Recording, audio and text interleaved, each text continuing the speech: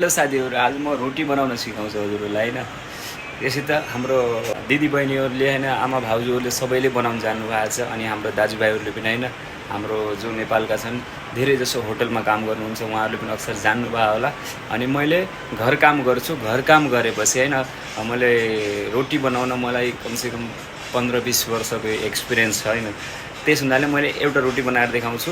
फुल्का रोटी, फुल्का सानो पातलो फुल्का रोटी कसरी बनाइन्छ भनेर लाउनुस् त। हजुर, सबसे पहिले आटा लिनु छैन, यो साइजको फुल्का बनाउने हो। अनि यसलाई राम्रो गोलो बनाउनुहोस्। यसलाई यहाँ हाल्नुहोस्, तपाईँलाई यता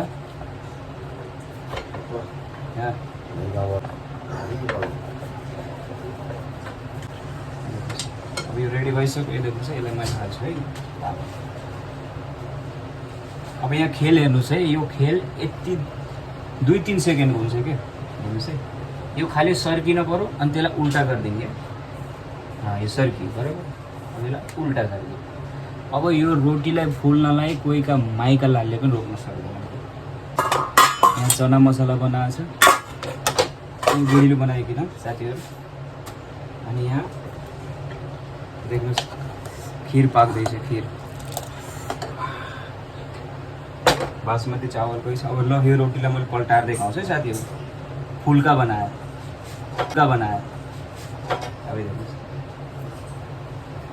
1 2 3 साथीहरू हेर्नुहोस् कस्तो लाग्यो हजुरहरूलाई।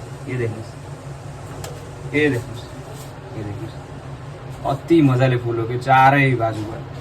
अब यस्तो यसमा मजासँग यो लगाएर छोराछोरीलाई दिएपछि मजाले खाइहाल्छ।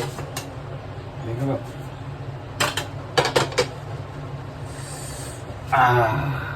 ल, कस्तो लाग्यो मेरो रोटी बनाउने रेसिपी? लाइक कमेन्ट गरिदिनु होला, अनि यसै सपोर्ट गर्नु होला। By by.